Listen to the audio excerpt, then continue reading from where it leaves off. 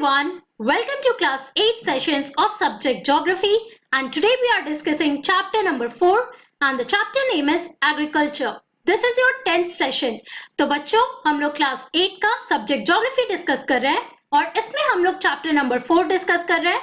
Chapter का नाम है एग्रीकल्चर और ये आपका 10th सेशन है. So let's start with it. तो बच्चों एक बार ब्रीफ रिकैप कर लेते हैं कि लास्ट क्लास में हम लोगों ने क्या क्या कंप्लीट कर लिया था and after that we will continue with our discussion. Okay, so in our last class we were talking about agricultural development. So बच्चों हम लोगों ने agricultural development में क्या पढ़ा था? We talked about this term that refers to the increase or improvement in the farm production in order to meet the requirements of increasing population. और हम लोगों ने different ways के बारे में बात किया था through which we can attain this aim of increasing the farm production or improving the farm production so that we can meet the requirements or the demands of increasing population that is happening all over the world. Right तो उसके बाद मैंने आपको ये भी बोला था that we are going to discuss about 2 case studies. एक केस स्टडी है हमारे कंट्री इंडिया का और एक केस स्टडी है यूएसए का. तो लास्ट सेशन में हमने पढ़ा था about a farm in India right और इस केस स्टडी में we talked about a farmer whose name was Munna Lal. और मुन्ना लाल कहाँ रहता था बच्चों? तो मुन्ना लाल गाजीपुर डिस्ट्रिक्ट के एक स्मॉल विलेज में रहता था that is in Uttar Pradesh. Okay और हमने देखा था कि मुन्ना लाल के पास एक 1.5 हेक्टेयर का लैंड है. Okay that is a small holding land right और उसमें वो क्या करता है? He is doing agriculture. Now he is a farmer and also he is a very small farmer. क्योंकि मैंने आपको ये भी बताया था कि अगर हम अपने कंट्री इंडिया की बात करें और अगर हम डिफरेंट विलेजेस की बात करते हैं तो विलेजेस में डिफरेंट टाइप्स ऑफ फार्मर्स होते हैं. कुछ फार्मर्स बहुत ही गरीब होते हैं जिनके पास अपना लैंड नहीं होता है और वो किसी दूसरे के लैंड पे काम करने जाते हैं. कुछ फार्मर्स ऐसे होते हैं बच्चों जिनके पास एक स्मॉल होल्डिंग ऑफ लैंड होता है जैसे मुन्ना लाल के पास है.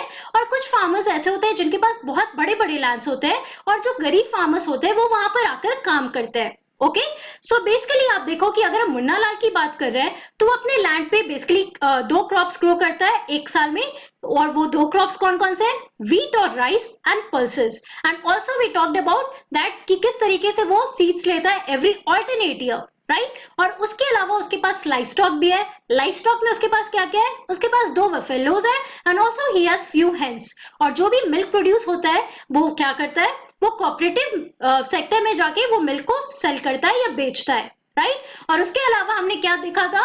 We also talked about the measures और the advices that is given by the cooperative society to him because he is the member of the cooperative society right. तो overall हमने एक important point भी ये भी पढ़ा था बच्चों कि जो फार्मर्स होते हैं विलेजेस में उनके पास स्टोरेज फैसिलिटीज नहीं होते हैं. अब स्टोरेज फैसिलिटीज नहीं है तो ऑब्वियसली जो भी क्रॉप्स वो प्रोड्यूस कर रहे हैं उसको वो बहुत टाइम तक रख नहीं सकते हैं और उसके बाद क्या होता है कि उनको मजबूरन या फोर्सफुली मार्केट में सेल करना पड़ता है. जैसे हमने मुन्ना लाल के एग्जाम्पल में देखा कि जो भी प्रोड्यूस होता है he goes and sell it in the market और in the mandi that is in the nearby town right. So basically बहुत सारे पुअर फार्मर्स हैं जिनके पास स्टोरेज फैसिलिटीज नहीं है तो उनको फोर्सफुली ये सारे क्रॉप्स को सेल करना पड़ता है एट गिवन रेट. ओके और वो रेट जो होता है जिसपे वो अपने प्रोड्यूस को सेल करते हैं बच्चों वो काफी कम होता है मार्केट रेट से राइट. तो उनके लिए वो लॉस हो जाता है.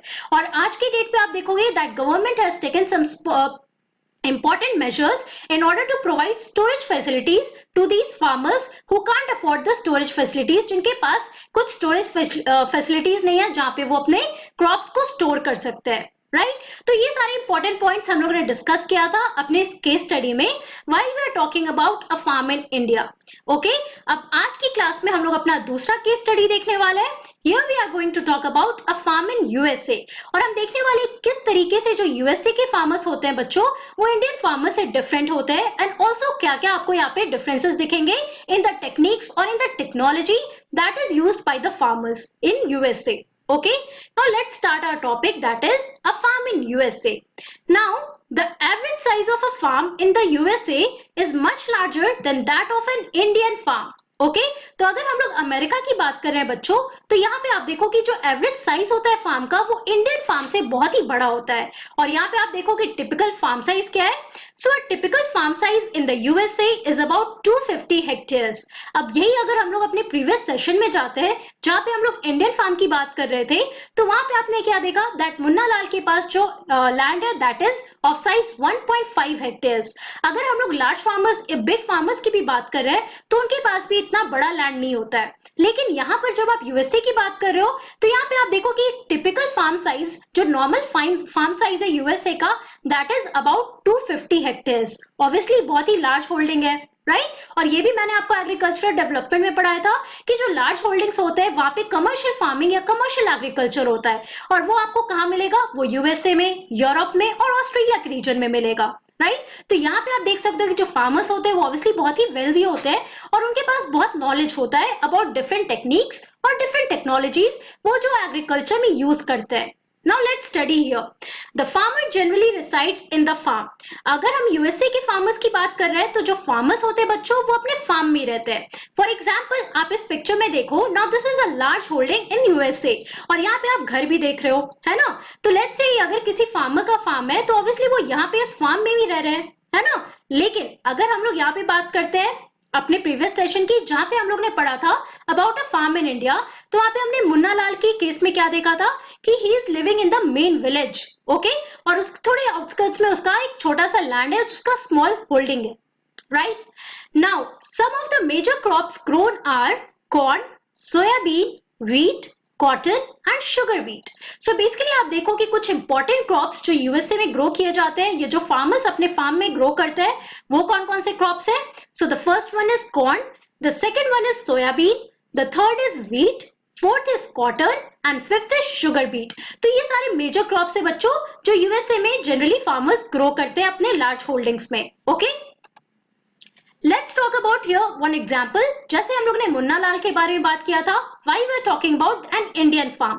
अब हम लोग यूएसए फार्म के बारे में पढ़ रहे हैं. So here is the example of Joe Horan, who is a farmer in the Midwest USA in Iowa state. Now he owns about 300 hectares of land. अब यहाँ पे आप देखो कि जो होरन है बच्चों, now he is a farmer who is living in Iowa state of USA. Right. So basically इसके पास कितना लैंड है? इसके पास 300 हेक्टेयर्स ऑफ लैंड है and that is very large holding, okay. तो वहां पे हम लोगों ने देखा कि एक टिपिकल फार्म साइज क्या होता है यूएसए में? 250 हेक्टेयर्स होता है। अब उससे आप देखो 50 हेक्टेयर्स ज्यादा है और जो अरन के पास ये पूरा एक बड़ा लार्ज होल्डिंग है। Now what he does on his land? So he grows corn on his field after making sure that soil and water resources meet the needs of this crop. Now he is making sure कि जो भी water resources है, जो भी soil resources है, वो sufficient है, जो basic requirement है कॉर्न को ग्रो करने के लिए, that is there available on his field. So यहाँ पे soil fertile होना चाहिए, apart from that water resources, that is availability of water भी यहाँ पे sufficient होना चाहिए in order to meet the requirements of the crop. So basically इन सारी चीजों को assure करके आप देखो that a farmer in USA he is growing his crop in his large holding there, okay. Now adequate measures are taken to control the pests that can damage the crop. अब आपको ये भी पता है कि हम लोगों ने केमिकल्स के बारे में बात किया था when we are talking about the inputs in the agricultural system. तो ये जो केमिकल्स होते हैं बच्चों, ये इंसेक्टिसाइड्स, पेस्टिसाइड्स, ये सारी चीजें या फर्टिलाइजर्स यूज होते हैं, है ना। तो अगर हम पेस्टिसाइड्स की बात करें बच्चों तो वो क्यों यूज होता है? In order to control the pest जो कि क्रॉप्स पे आते हैं, ओके। सो बेसिकली यहाँ पे आप देखो कि जो फार्मर यूएसए में है, he is taking the adequate measures in order to control the pest they can damage the crop. So obviously crop की क्वालिटी को खराब करते हैं ये सारे पेस्ट, जिसके लिए पेस्टिसाइड से डिफरेंट केमिकल्स यूज किया जाता है। और इसके लिए जो हरन he is also taking adequate measures in order to control those pest, okay. तो यहाँ पे आप देखो कि इनके पास नॉलेज भी है कि इनको अपने फार्म में क्या क्या करना है, राइट। और यही अगर हम लोग पुअर फार्मर्स की बात करते हैं हमारे कंट्री में, तो उनके पास सफिशिएंट नॉलेज भी नहीं होता है। दो आज की डेट में government they are taking measures, suffice measures, ताकि जो भी पुअर फार्मर्स है उनको भी नॉलेज दिया जाए कि वो अपने लैंड पे किस तरीके से एग्रीकल्चरल एक्टिविटी को इम्प्रूव कर सकते हैं, ओके। लेकिन अगर हम यूएसए की बात करें तो यहाँ पे फार्मर्स के पास उतना एडिक्वेट नॉलेज ऑलरेडी होता है, right. From time to time, he sends the soil samples to a soil testing laboratory to check whether the nutrients are sufficient or not. इसके अलावा आप देखो कौन कौन से measures ले रहे हैं यहाँ के farmers. तो basically he sends, अगर हम जो हरन की बात करते हैं, so ये क्या कर रहा है? He sends the soil samples. तो जो भी soil है जिसपे वो crops grow कर रहा है, तो samples को वो laboratory में set करता है in order to check that the nutrients they are sufficient or not. अगर soil को की fertility को increase करने के लिए जो भी न्यूट्रिएंट्स वो यूटिलाइज कर रहा है या यूज कर रहा है, सो बेसिकली वो सही है या नहीं सही है, उसके लिए वो क्या करता है? वो सॉइल के सैंपल को लेकर वो लैबोरेटरी में देता है so that he can understand what all are required for his in order to increase the fertility of soil here, right. तो ये अगर हम इंडिया की बात करते हैं तो आज के डेट में आप देखोगे government they have been taking measures on it. लेकिन अगर हम पुराने टाइम की बात करें बच्चों, तो ये आज के डेट की भी बात करें तो बहुत सारे ऐसे पुअर फार्मर्स हैं जिनको इन सारी चीजों के बारे में अभी भी नॉलेज नहीं है। ओके, यहाँ पे आप देख सकते हो, this is the picture where the people they are testing the soil, they are testing the crops and also they are taking the soil samples here. Now he uses tractors, seed drills, leveler, combine harvester and thresher to perform various agricultural operations. अगर हम large holding lands की बात करें बच्चों, तो यहाँ पे again हम लोगों ने क्या पढ़ा था?